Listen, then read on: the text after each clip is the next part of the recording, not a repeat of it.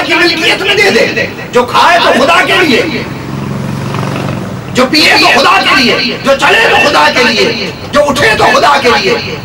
وہ نماز پڑھتا ہے لیکن اس کی نماز جنت کے لیے نہیں ہے، اس کی نماز منصب و مقام کے لیے نہیں ہے، حور و قصور کے لیے نہیں ہے. وہ تو خدا کی رضا چاہتا ہے. اس نے اپنے آپ کو خدا کے سپرد کر دیا. جب اس نے اپنے آپ کو اس مقام پر پہنچا لیا تو پھر خدا اس سے کیا کہتا ہے؟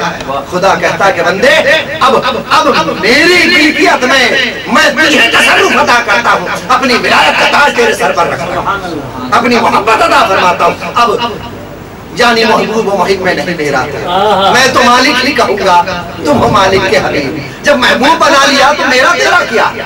جب محبوب بنا لیا تو یہ چیز تیری میری کیسے؟ یہ سب کچھ میرا، محبوب تمہارا ہی. جو کچھ میرا ہے وہ سب تیرا ہے، اس لیے کہ تو جو میرا ہے. تو ولایت کے 4 معنی، 2 معنی محبت اور دوستی، 2 معنی ملکیت اور تصرف، پھر فاعل و مفعول کے طور پر الگ الگ معنی. جو بندہ اپنے آپ کو خدا کے سپرد کر دے، اپنے آپ کو خدا کے سپرد کر دے، ایسا سپرد کر دے کہ اس کو اٹھنا بیٹھنا کھانا پینا چلنا پھرنا اٹھنا سونا قرض کے ہر شے خدا کے سپرد ہو جائے. اپنے آپ کو خدا کی ملکیت میں لے دے، تصرف میں لے دے خدا کا، بس پھر خدا اسے اپنی ملکیت اور تصرف عطا فرما دیتا ہے. اور پھر اس ولی کا مقام کیا ہوتا ہے؟ قرآن میں خدا کہتا ہے بَاصْبِرْ نَفْسَكَ مَعَ الَّذِينَ يَدْعُونَ رَبَّهُمْ بِالْغَدَاةِ وَالْعَشِيِّ. اپنی جانوں کو ان کے ساتھ جوڑ دو، ان کی چوکھٹوں کو تھام لو. بَاصْبِرْ نَفْسَكَ، جڑ جاؤ ان کے ساتھ. مَعَ الَّذِينَ، ان کے ساتھ وابستہ ہو جاؤ. کن کے ساتھ مولا؟ يَدْعُونَ رَبَّهُمْ، جو تمہارے رب کو، خدا، تمہارے خدا کو، تمہارے اللہ کو صبح شام پکارتے ہیں. تو کیا دنیا کے لیے پکارتے ہیں؟ کاروبار میں برکت کے لیے پکارتے ہیں؟ رات کو تسبیح اس لیے پڑھتے ہیں کہ دکان کے اندر برکت ہو جائے، کاروبار میں برکت ہو جائے، نوکری پکی ہو جائے؟ یا شفا کے لیے پکارتے ہیں؟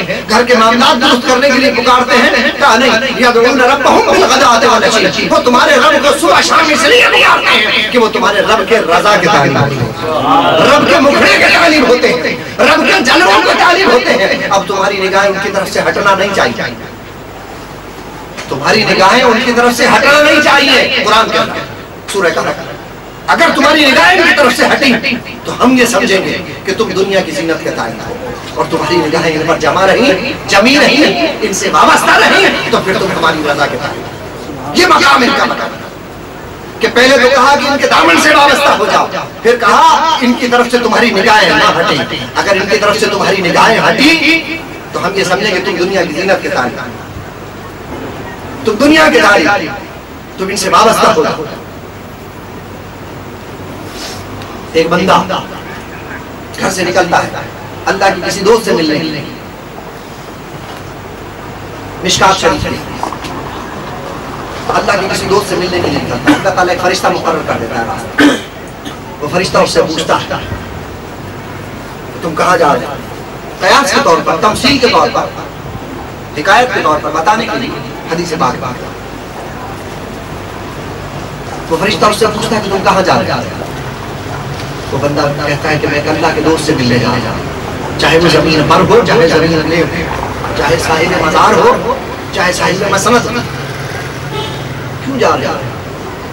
بس ملنے جا رہا. تو کوئی دنیاوی معاملہ ہے؟ کسی دنیاوی نفع کے لیے جا رہے ہو؟ نہیں، دنیاوی کوئی معاملہ. کاروبار کے لیے؟ نہیں. اقتدار کے لیے؟ نہیں. شہرت کے لیے؟ نہیں. بچوں کی اصلاح کے لیے؟ نہیں. پھر کس لیے جائے؟ بس خدا کا بندہ ہے، خدا سے تو نہیں مل سکتا، میں اس سے ملنے جا رہا ہوں. اب وہ فرشتہ کہتا ہے خدا کے حکم سے کہ مجھے خدا نے یہ حکم دیا، میں خدا کی طرف سے پیغمبر ہوں، اس وقت میں خدا کی طرف سے بھیجا گیا پیغمبر ہوں، فرستادہ ہوں خدا کا. مجھے خدا نے یہ حکم دیا کہ اگر تو یہ جواب دے کہ تو اس بندے سے ملنے کے لیے اس وجہ سے آیا ہے کہ تو خدا کے قریب ہو جائے، تو یاد رکھ کہ خدا نے تجھے بھی اپنا محبوب بنا. اب جو بندہ تجھ سے ملے گا وہ بھی خدا کا محبوب ہو جائے. جس ولی سے یہ ملنے جا رہا ہے اس نے تو پتہ نہیں کتنی ریاضت کی، کتنی محنت کی، کس طرح وہ اللہ کے قریب ہوا. لیکن یہ بندہ صرف اس بندے سے ملنے کی جستجو لیے جا رہا ہے تو اللہ تعالیٰ فرشتے کے ذریعے کہلواتا ہے. مشکات شریف کی حدیث اللہ کے رسول صلی اللہ علیہ وسلم کہ اب تجھے بھی خدا کا محبوب بنانا ہے۔ ایک جگہ ارشاد فرمایا حدیث قدسی رسول اللہ صلی اللہ علیہ وسلم مشکات شریف کی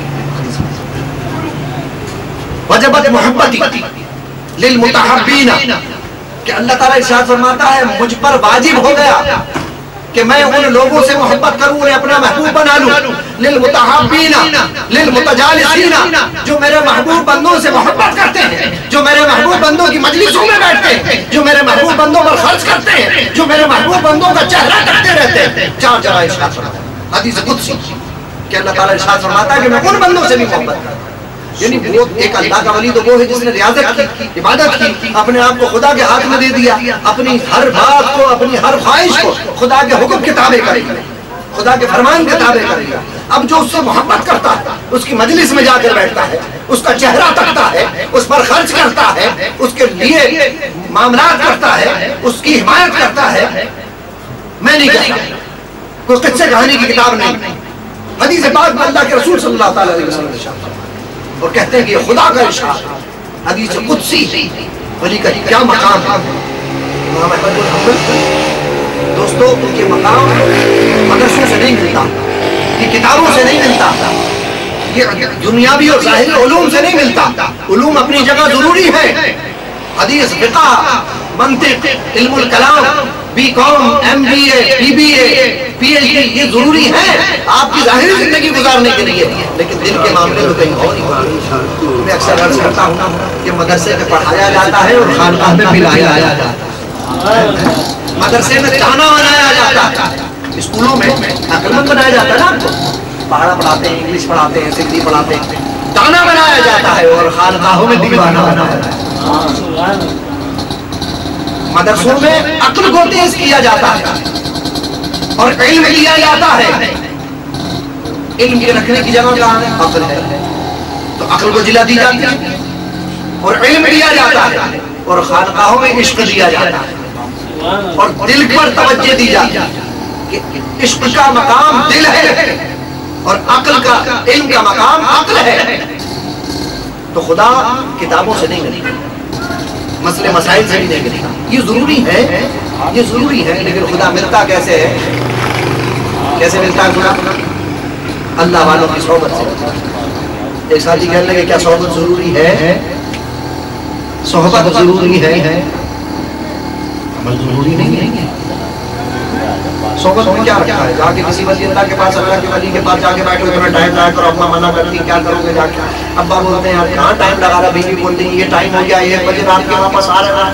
عمل کرو، عمل، نمازیں پڑھو، 4 نمازیں دن چھوڑ کے گئے، نمازیں پڑھو، قرآن شریف پڑھو، اللہ مل جائے، ہے نا؟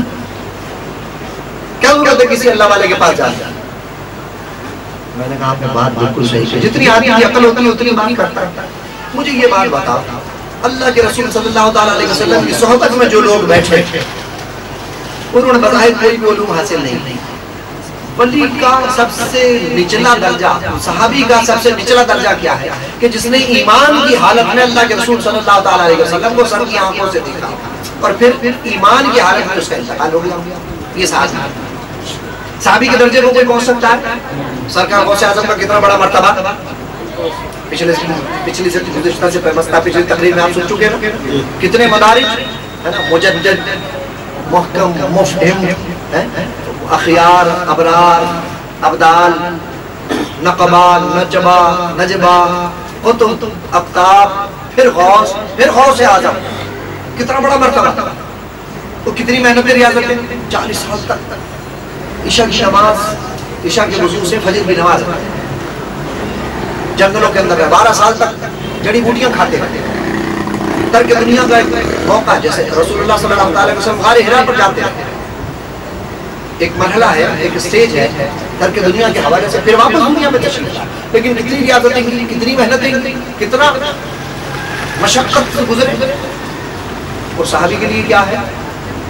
صرف کلمہ پڑھا، حضور کی صحبت میں بیٹھا، کوئی وظیفہ نہیں، کوئی ترک دنیا نہیں،